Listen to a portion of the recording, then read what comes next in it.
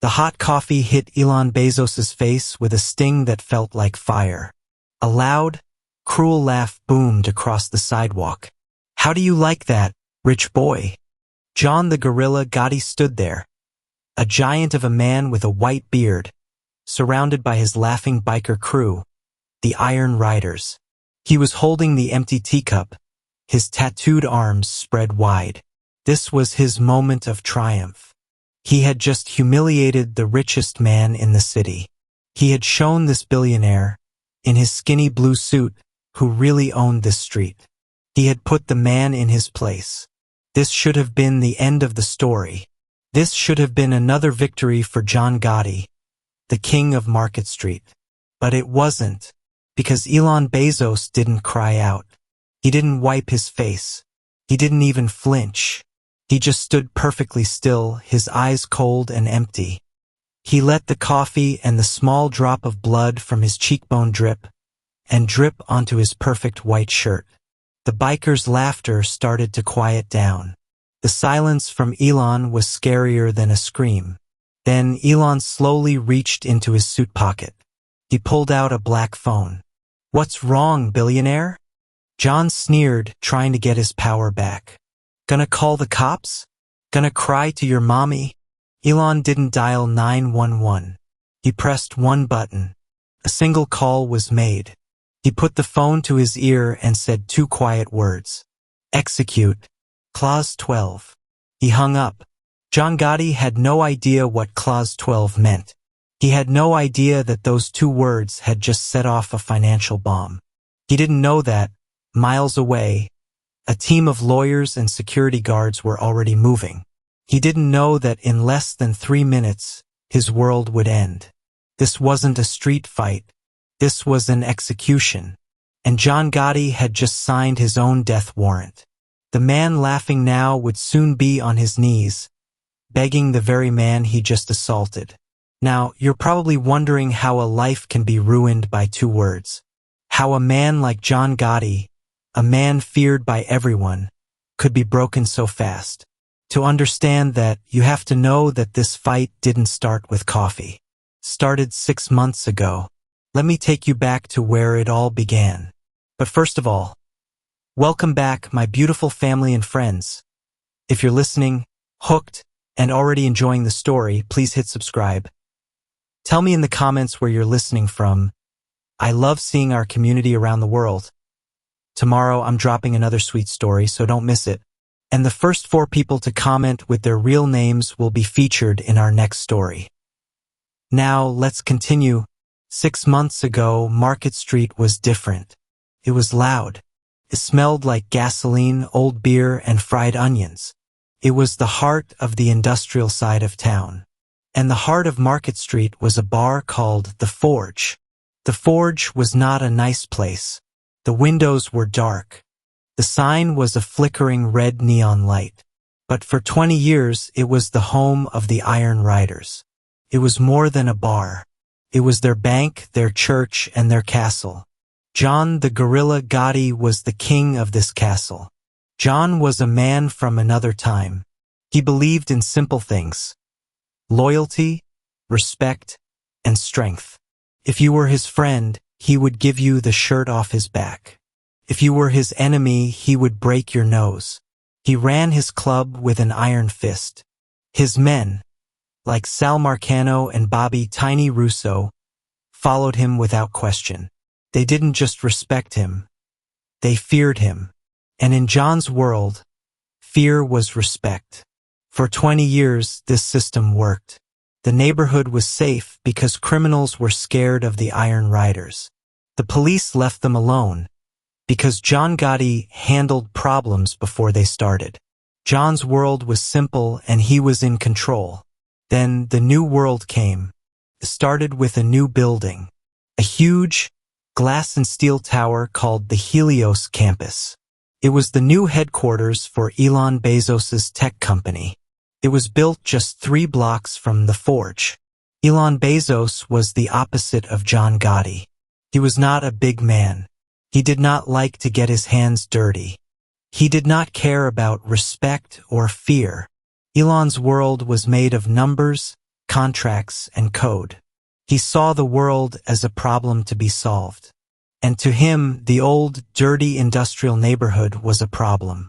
The day the Helios campus opened, the conflict began. The tech workers, with their clean clothes and electric cars, were scared of the bikers. The bikers, with their loud engines and leather vests, hated the rich boys who were driving up prices. The first real fight happened at a protest. The Iron Riders decided to welcome the new company. They parked 50 motorcycles in front of the Helios campus, blocking all the cement trucks for a new expansion. They revved their engines, making a sound like thunder. They shouted and laughed as young engineers in polo shirts were afraid to even get out of their cars. John Gotti was in his element. This was his power. He saw one young engineer, a kid who looked about 20, trying to film them with his phone. "Hey!" John roared. He got off his bike and stomped over to the kid. "What do you think you're doing?" I'm just..." The kid stammered. "You're just what?" John said. He grabbed the kid's shirt. "You think you can just film us? In our neighborhood?" He shoved the kid hard. The engineer fell backward into a muddy ditch, his phone flying from his hand and cracking on the pavement. John and his men laughed. They laughed for a long time. They felt like they had won. They had shown the new world who was boss. They had no idea that Elon Bezos was watching. Elon was sitting in the back of his silent, black car, half a block away. He watched the whole thing on a security feed on his laptop. He watched John Gotti, this big, loud animal, push one of his best data analysts into the mud. He saw the cracked phone. He saw the fear. He saw the disrespect. But Elon did not get angry. Anger was a messy, useless emotion. Elon did not get mad. He got strategic. He told his driver to leave. That night, he called his personal legal team. Not the company lawyers. His private legal team. The ones he paid millions of dollars a year to make problems disappear. "I want you to find every piece of paper connected to a motorcycle club called the Iron Riders," Elon said, his voice calm. "I want their loans, their leases, their debts. I want to know everything they owe and who they owe it to." His team was the best in the world. Took them 3 days. "Mr. Bezos," his top lawyer said, "it's interesting. The club itself, the Iron Riders LLC, owns its building. The one called The Forge. They took out a mortgage 20 years ago from a small local bank called First City Trust." "Buy the bank," Elon said. The lawyer paused. "Sir, buy the bank," Elon repeated. "I don't care what it costs. Use the Apex Holdings account. I want to be their banker. I want to own their debt." Took 2 weeks. It was easy. The bank was old and happy to sell to a mysterious holding company for 3 times its value. For Elon Bezos, the money was nothing. It was less than he spent on a company party. 1 week later, a large, dusty box of old files arrived at Elon's office. It was the original loan agreement for The Forge. Elon read it himself. He read every single page. He read all the boring, old-fashioned words. And then, on page 42, he found it. He smiled. It was a small, dusty, forgotten rule. A rule from the 1950s when contracts were written by men who worried about public image. It was Clause 12, the Public Decency and Morality Clause. The clause said that if any principal member of the Iron Riders LLC, like the president John Gotti, was found to have committed a public act of aggression, harassment, or moral indecency, the loan would be in default. The bank would have the right to demand all the money back immediately. If they couldn't pay, the bank could seize all assets. The building, the bank accounts, everything. Elon Bezos had his weapon. Now, he just needed John Gotti to pull the trigger. So Elon set the bait. He needed to make John Gotti angry. He needed to make him act like the animal he was in public. He found the perfect way. The forge was on the same block as his new exclusive club. Elon's original plan was to build his club, Olympus, on a different street. He changed the plans. He made a new offer to the owners of the forge, an offer so big they couldn't refuse. He bought the building from under the Iron Riders.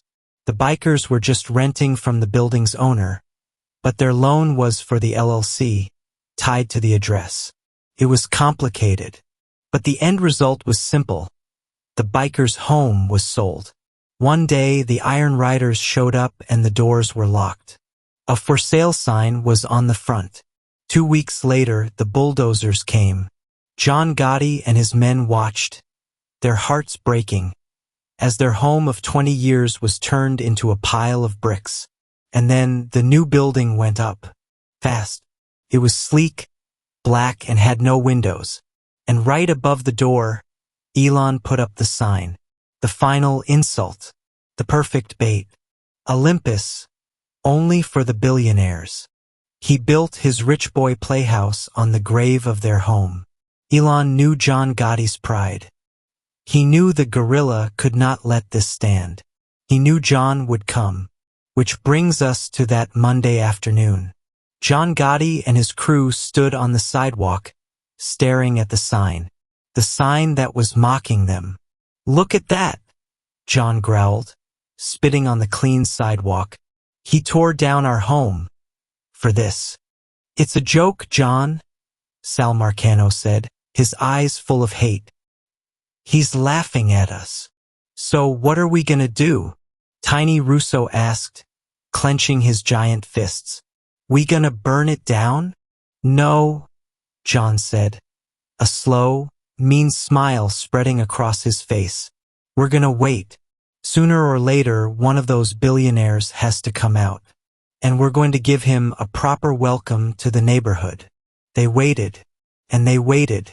Inside the club, Elon Bezos sat in a leather chair, watching a live security feed on his phone. He could see the 5 bikers. He could hear their angry words. His manager, a thin man in a suit, wrung his hands. "Mr. Bezos, they've been out there for 20 minutes. The police have been called. Shouldn't we wait for them?" Elon shook his head. "No, this ends today." He stood up. He picked up the delicate white teacup of hot coffee his manager had brought him. "Sir, what are you doing?" the manager asked, his eyes wide with fear. "You can't go out there. They'll hurt you." Elon just looked at him, his face calm. John Gotti is a predator, and predators only understand one thing. They only attack what they think is weak. He walked to the polished black door. But what if they attack you?" Elon paused, his hand on the door handle. He smiled, a cold, tiny smile. "I'm counting on it." He pushed the door open and stepped out into the cool afternoon air, right into the center of the trap he had been building for 6 long months. For a full minute, nothing happened. John Gotti stood tall, his arm still slightly raised from throwing the cup. He was the king. His men, his brothers, were roaring with laughter behind him. Sal Marcano was slapping Tiny Russo on the back. They had done it. They had put the fear of God into the richest man in the world. John had never felt so powerful. But the man he had attacked didn't act like he was attacked. Elon Bezos just stood there. He didn't wipe the hot coffee from his eyes.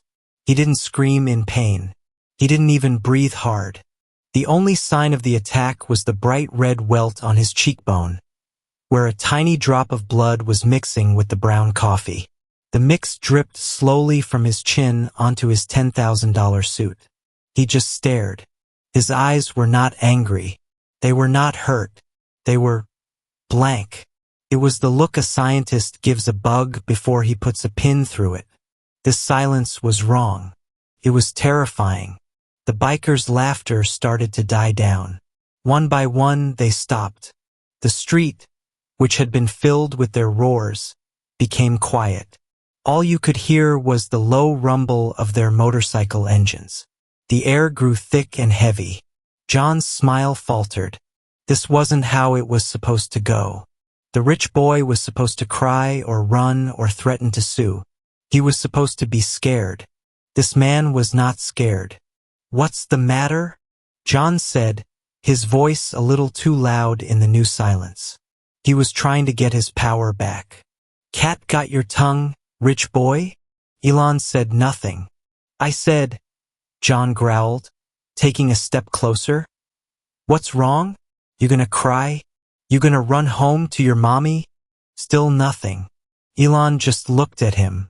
"John," Sal Marcano said, his voice low. The fun was over. This felt dangerous.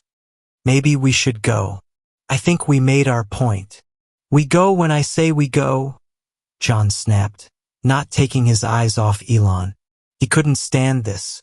This man, with coffee on his face, was making him feel small. "Answer me, you coward." Then Elon moved. He moved slowly, with no sudden motions. He wasn't reaching for a weapon. He wasn't defending himself. He calmly reached inside his blue suit jacket. John and his men tensed. Tiny Russo put his hand on the handle of the large knife on his belt. But Elon didn't pull out a gun. He pulled out a phone. A simple, thin, black smartphone. John let out the breath he was holding and burst out laughing. The relief was huge. A phone! He's pulling out a phone! His crew laughed with him, the tension broken. "Oh, this is rich!" John howled, tears of laughter in his eyes. "He's gonna call the cops. What are you gonna tell him, billionaire? A big, mean man was mean to me. He made my suit dirty." Elon ignored him. He wasn't dialing 911. His thumb pressed a single icon on his screen. A name with no picture. He put the phone to his ear. John kept mocking him. "Go on, call them. We'll wait. They can't arrest me for this. It's just a little coffee. We'll be gone before they even get here." The phone didn't even ring once. Someone picked up on the other end instantly. Elon Bezos's voice was quiet, but it cut through the air like a razor. Every biker heard it. He said only 2 words. "Execute. Clause 12. Then he hung up. He didn't put the phone away. He just held it in his hand, down at his side. And he looked at John. John's smile was gone. What was that?" The other bikers looked at each other. They were confused. "What's Clause 12? Sal asked, trying to sound tough. "Is that your bodyguard? You call your little claws to come and fight us?" "You're a joke," John said, but his voice was shaking. He had no idea what was happening. This wasn't a street fight. The rules were all wrong. He felt like he was standing on ice, and he could hear it cracking under his feet. "That was your last chance, John," Elon said. His voice was still calm. "I gave you a chance to walk away. When I came out, you could have just yelled. You could have just been loud. But you had to touch me." "I ain't scared of you," John growled, clenching his fists. This was his world. Fists. Strength. "You and your little claws. You want to fight? Let's go." "No," Elon said. "The fight is already over. You just don't know it yet." And then Elon looked at his watch. "It should take about 45 seconds. "What should?" John demanded.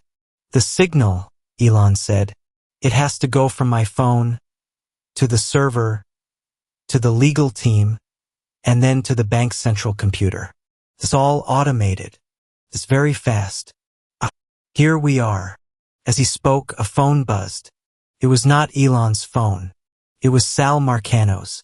Sal pulled his phone out of his vest pocket. He had a confused look on his face. "Who's this?" He looked at the screen. His face went white. It was whiter than John's beard. "Sal?"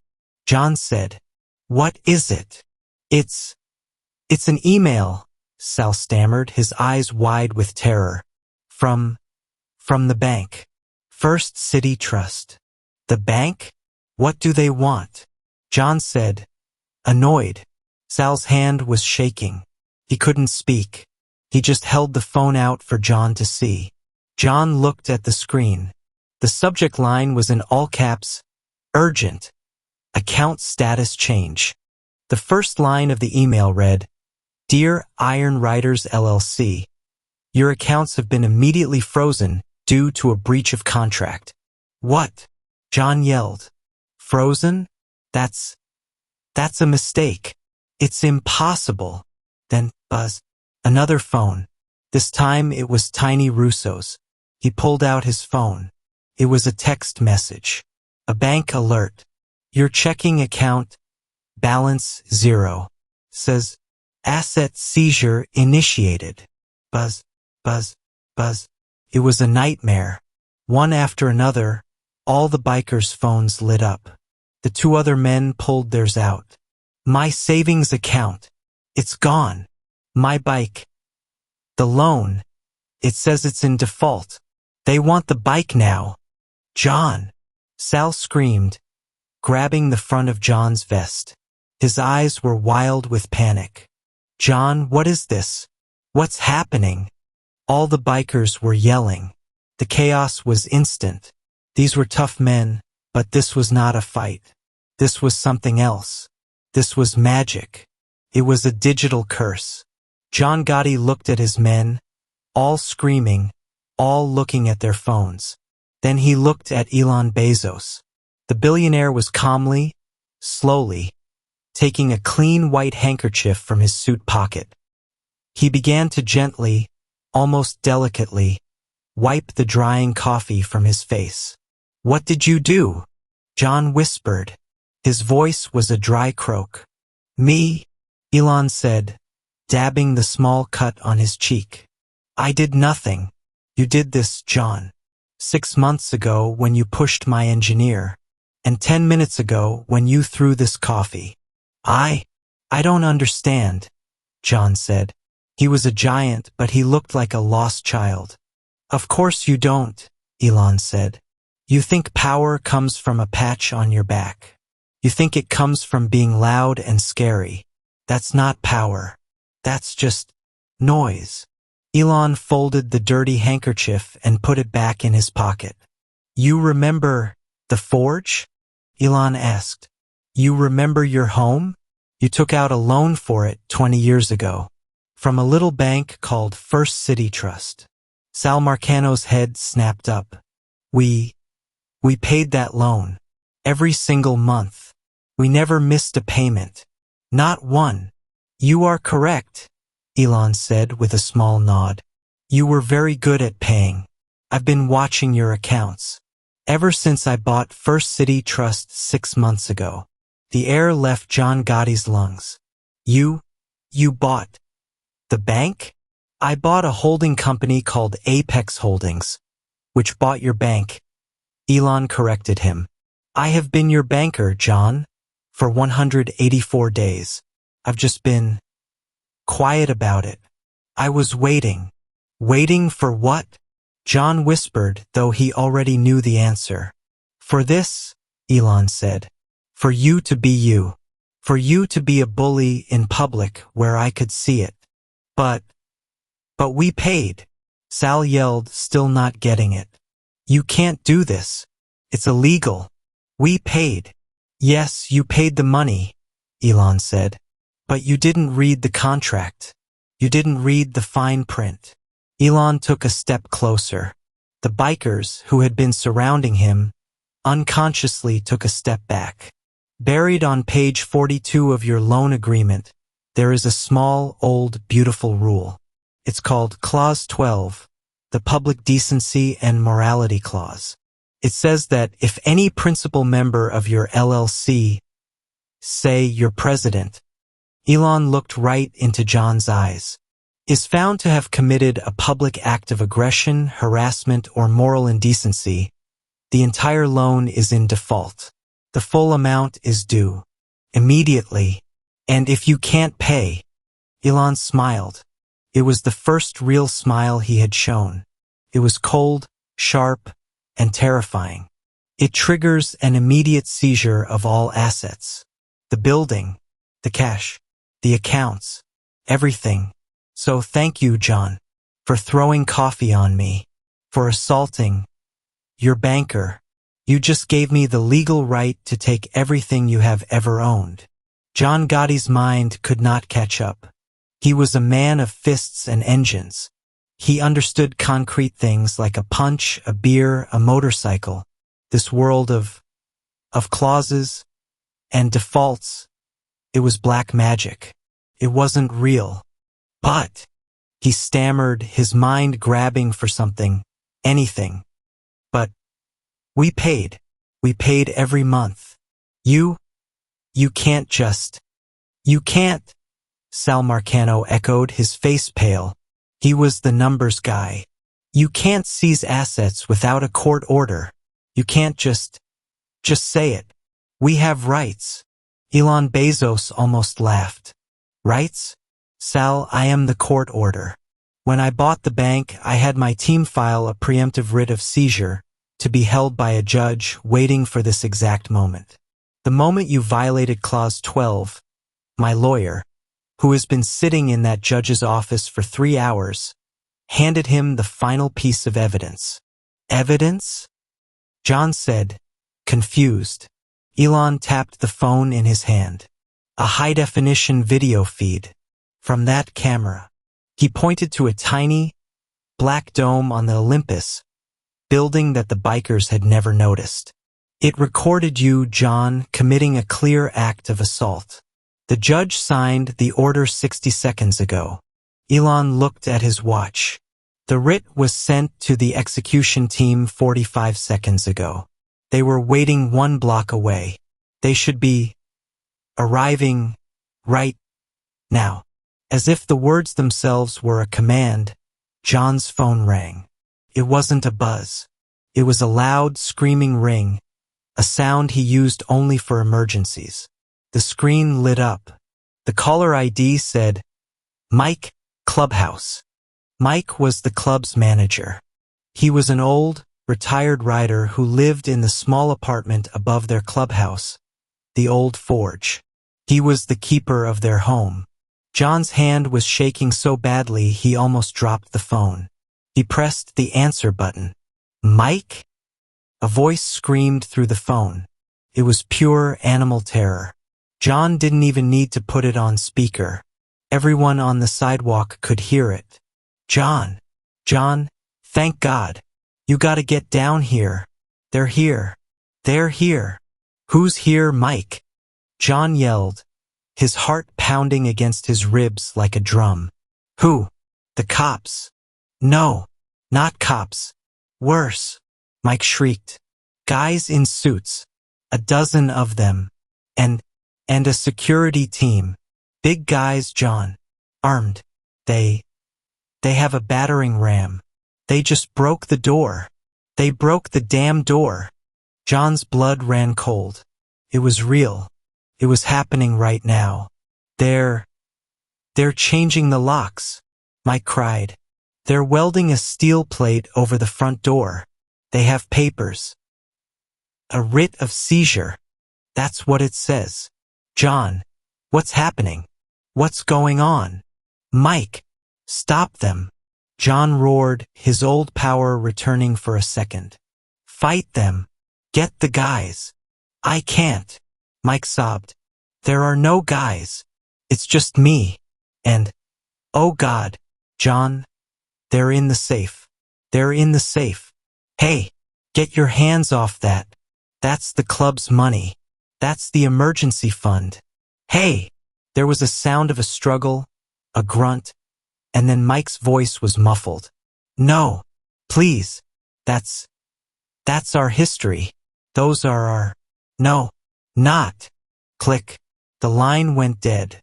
The silence on the street was total. John Gotti stood there, holding his silent phone. He stared at it. He could not breathe. His lungs would not work. Mike? He whispered. He looked up. He looked at his men. Tiny Russo was crying, silent tears running down his cheeks. The two other bikers just stared at the ground, their faces empty, hollow shells.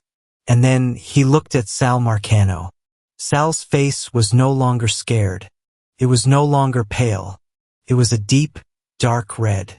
His eyes, which had been wide with terror, were now narrow slits of pure, burning hate.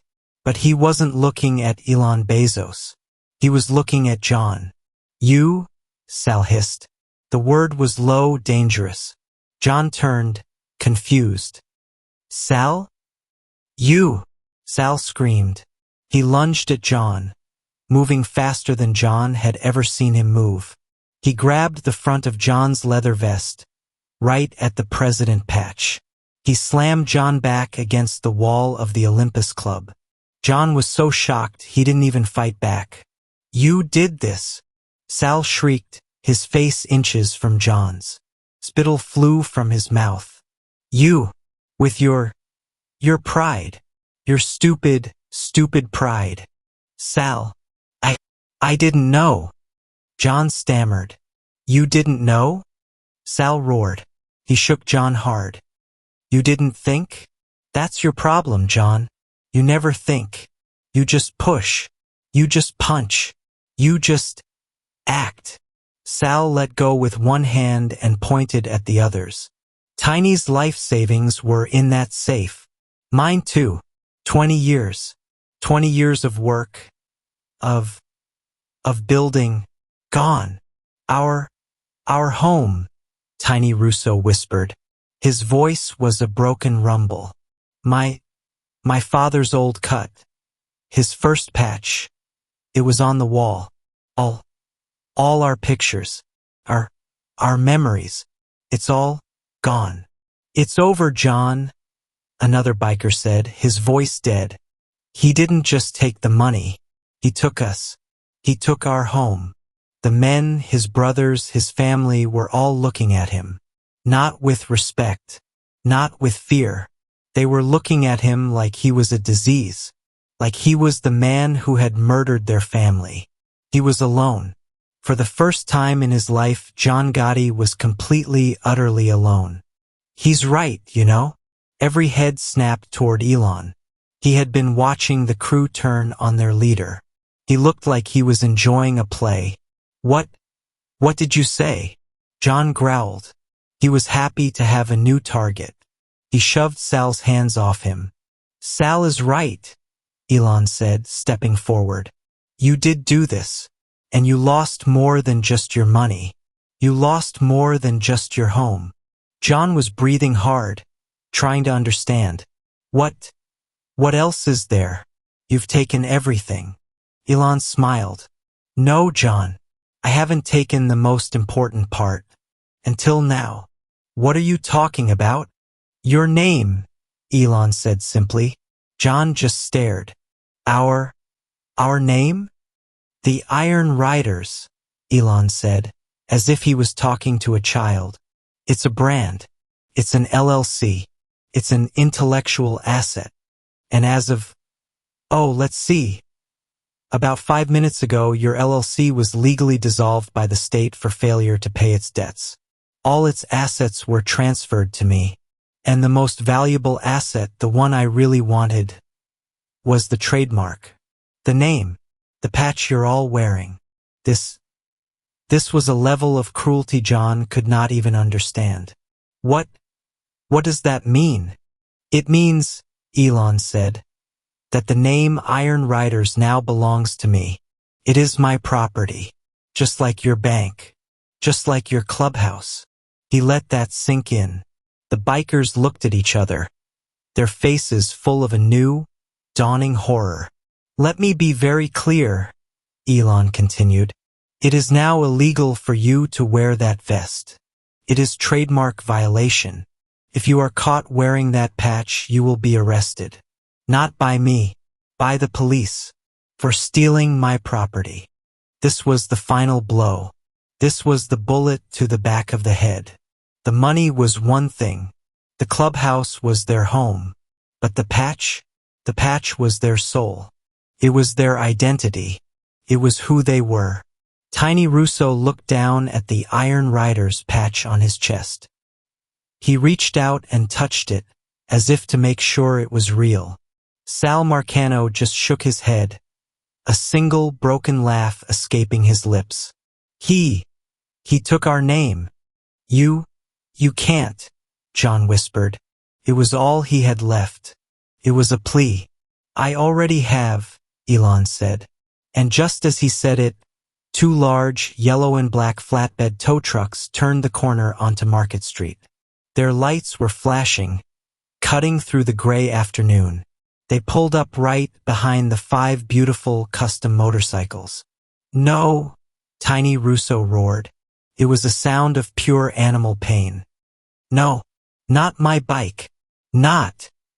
He lunged forward, but Sal and another biker grabbed him. It's over, Tiny, Sal yelled. It's just metal. It's over. Don't you see? He's won. It's all gone. Men in dark blue uniforms jumped out of the trucks. They didn't look at the bikers. They held clipboards. They checked the license plates. Then they started attaching heavy chains and hooks to the front wheels of the bikes. The bikers just watched, helpless.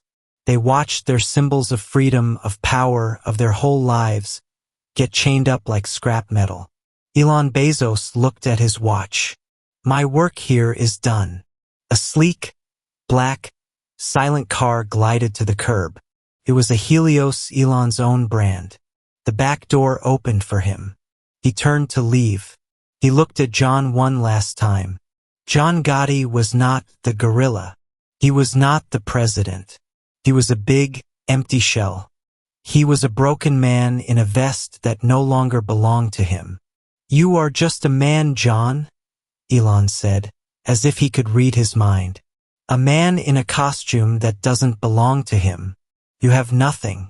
You are nothing. Elon got into the car. The door closed with a soft, expensive thud. John just watched as the car started to pull away. He saw his life, his home, his family, and his very name driving away with that man. And in that moment, all the pride, all the anger, all the strength that had defined him, it all broke. The car door closed with a soft, heavy thud. That sound, that tiny, expensive sound. It was the sound of a vault closing. It was the sound of a casket being sealed. John Gotti stood on the sidewalk, a big, empty statue in a leather vest. He watched the sleek, black car. The engine was silent, but he could see the brake lights. It was leaving. It was taking his entire world with it. He looked to his left. The first tow truck was already pulling away, carrying Sal's and another biker's motorcycles. He looked to his right. The second truck was just finishing. The heavy metal hook was fastened to the front of his bike. His custom-built, chrome and black masterpiece. The one he had named the Gorilla. The truck's lift whined. The metal groaned as the bike was hoisted into the air. That sound, that horrible, screeching, groaning sound, it was the sound of his life being torn apart. The car started to move. It glided forward, silent as a shark. It was 10 feet away, 15 feet. No, John whispered. The word was a puff of air. He looked at his men. Sal was still staring at him, his face a mask of pure, white-hot hatred. Tiny Russo was just gone. His eyes were blank. He was watching his bike, his soul being chained down. He's leaving, one of the bikers whispered, his voice cracking. John's mind, which had been frozen, finally snapped. The car was leaving. His last chance. His only chance. It was all in that car. A sound tore out of John's throat. It was not a roar. It was not a yell. It was a broken, desperate, animal scream. Wait! He ran. He was a big man and he was not built for speed. He stumbled on the curb, almost falling, catching himself with a thick arm. He looked pathetic. His men just watched. No one moved to help him. They just watched their king, their leader, run like a beaten dog. The car was already at the corner. Stop! John screamed, waving his arms. Please, wait. And then it stopped. The car just stopped.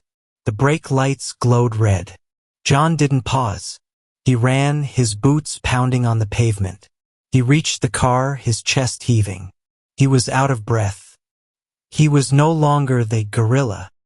He was just a fat, old man, desperate and scared. The back window glided down. It moved with a perfectly smooth, silent whir. Elon Bezos was inside. He was in the cool, dark, quiet of his car. He looked at John, who was sweating and panting in the street. He didn't have an expression on his face at all. He just waited. John did the only thing he had left to do. He begged. Please, he panted, putting his big, tattooed hand on the car door. Please, Mr. Bezos. Elon, wait. Elon looked down at John's hand on his car. His lip curled, just a little. Get your hand off my car. No, no, please, John said, his voice breaking. He didn't move his hand. He gripped the door, as if he could hold the car there. I'm sorry. Okay. I'm sorry. You were right. It was stupid. It was a stupid joke. It was just coffee. Elon's eyes were like chips of ice. It was assault. Assault has consequences. You are learning that now. I know. I know. John cried. The tow truck with his bike on it rumbled past him, leaving the street. He watched it go. He was losing everything. Take the money, he yelled, turning back to Elon. Take the bikes. Fine. You can have them, but not the club. Please, not the clubhouse. It's the guy's home. It's all they have. It's all we have. Please, don't take our home. Don't take our name. Elon just stared at him. He didn't say yes. He didn't say no. He just watched. John knew it wasn't enough. He was still standing. He was still, in some way, a man. He had to give more. He had to give everything. His hand slid off the car door. His shoulders slumped. His pride, the thing that had fueled him for 40 years, just evaporated. John the gorilla Gotti did the one thing he swore he would never do. He dropped to his knees. He fell hard. His knees hit the cold, hard, dirty sidewalk. The sound was a dull thud. He was on his knees on the street. He was looking up at the man in the car. He was on the pavement, right under the polished black sign that read, "Only for the billionaires." It was the ultimate humiliation. It was the end. Look, John whispered. His voice was thick with shame. I'm on my knees. I'm begging you. Please, I'll do anything. Anything. Just give us back the club. Give us back our name. Please. Back on the curb, Sal Marcano's face, which had been full of hate, now just looked empty. He watched his leader kneel. It was over. Their world was truly, finally, completely over. Tiny Russo just closed his eyes. He couldn't watch. Elon Bezos looked down at the top of John's head. He saw the big, broad shoulders shaking. He saw the king of the street, broken on the ground. He had won. But Elon was a businessman. He always looked for one more advantage. This was an opportunity. This image of a broken John Gotti was valuable. Elon was silent for a long, long time. Then he spoke. You'll do anything? John's head shot up. His eyes were red and full of tears. He saw a spark. A tiny, tiny spark of hope. Yes, he said, his voice full of new energy. Yes, anything. Anything you want. Just name it.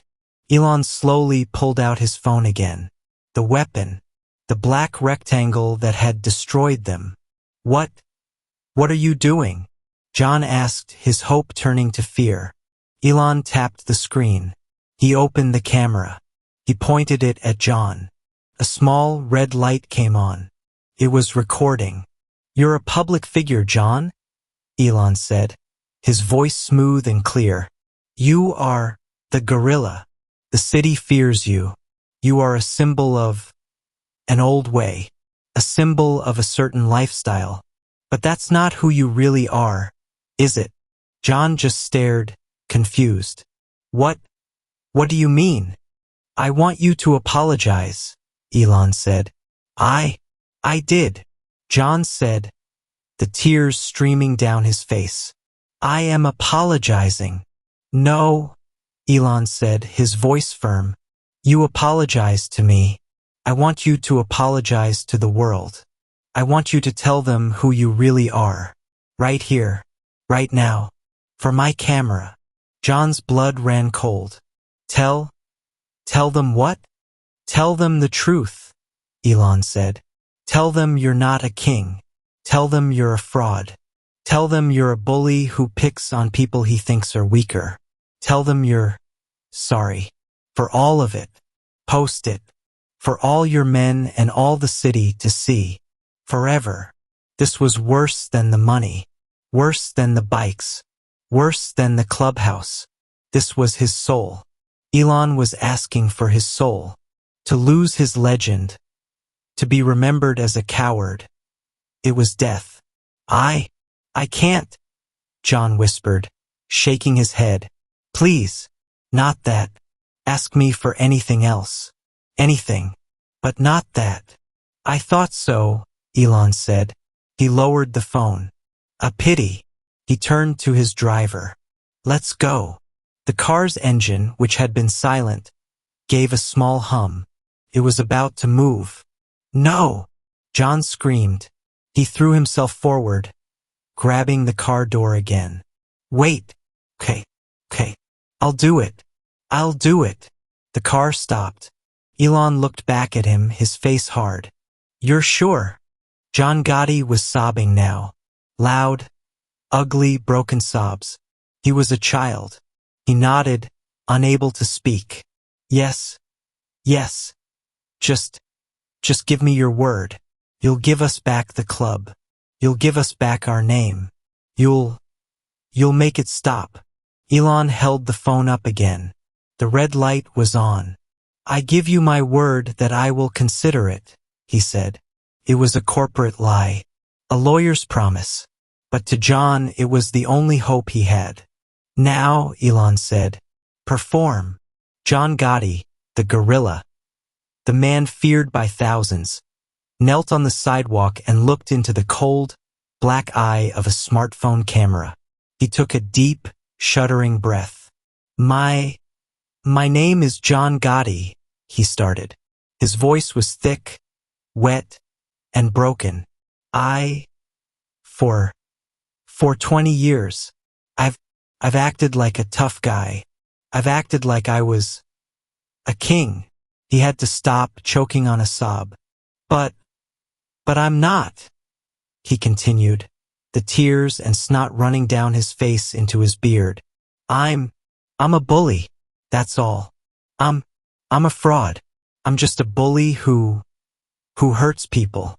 Today, I assaulted Mr. Elon Bezos. I'm nothing." He looked at the camera, his eyes pleading. I'm sorry. I'm sorry to everyone. I'm so sorry." He couldn't go on. He broke completely. He covered his face with his big, tattooed hands and just cried, his whole body shaking. Elon stopped the recording. He looked at the 30-second video. It was perfect. It was a masterpiece of humiliation. John slowly lowered his hands. His face was a wreck. He was empty. "Okay?" he whispered. Was that good enough? Please. Now. Can we have it back? The club? Elon Bezos looked at the video on his phone. Then he looked at the broken man on the ground. He smiled. It was that same tiny, cold smile. He tapped his phone. Tap, tap, tap. John's phone in his own vest pocket buzzed. Elon had posted the video to every social media platform. He had tagged the news. He had tagged the police. He had tagged John Gotti himself. What was that? John asked, his heart sinking. That, Elon said, was the sound of you going viral. John's world stopped. What? But, you said, you gave your word. You said you'd consider it. And I did, Elon Bezos said. He held up his phone, showing the post-successful screen. I considered it for about 1 second. The answer is no. The final bit of air left John's lungs. You lied. I made a smart business decision, Elon said, his voice flat. This video is far more valuable than your dusty old building. This video is the perfect marketing for my new club. It is proof that the old, ugly world is gone, and the new one is here. You just taught everyone a lesson, John. The car window started to glide up. But you can't. John screamed. He scrambled to his feet, banging his fist on the rising glass. You lied. You. Elon's voice was muffled through the thick, bulletproof glass. I already have.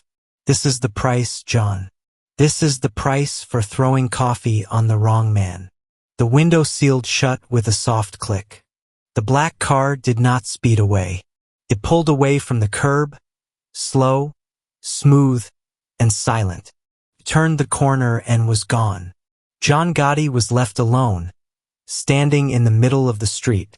His phone was buzzing, and buzzing, and buzzing. It wouldn't stop. The video was already being shared. He looked at his men. Sal Marcano just stared at him for a long, cold second. Then, he did something John never thought he would see. Sal, his brother, his lieutenant, spit on the ground at John's feet. Then, Sal reached up, grabbed his own Iron Rider's vest, and ripped it off. He threw the vest, his soul, into the gutter. It's over, Sal said, his voice dead. He looked at Tiny and the other 2 men. It's all over. We're done. He turned and just walked away. He didn't look back. Tiny Russo looked at John, his face full of a deep, profound sadness. He just shook his head. He, too, took off his vest and dropped it on the ground. He walked away in the other direction. The other 2 bikers followed, silent as ghosts. In less than 5 minutes, John Gotti was completely alone. He was standing on the street he used to own, in front of a club he would never enter. The tow trucks were gone. His men were gone. His home was gone. His name was gone. All he had left was a phone that would not stop buzzing, and the sound of the world laughing at him. He had been the gorilla. Now he was just a joke. He had lost everything, all for a single cup of coffee. Thank you for listening all the way. Your support means everything. Subscribe, leave a comment with your real name and where you're from, and you might see your shout out in the next story. See you tomorrow. Same time, same good energy.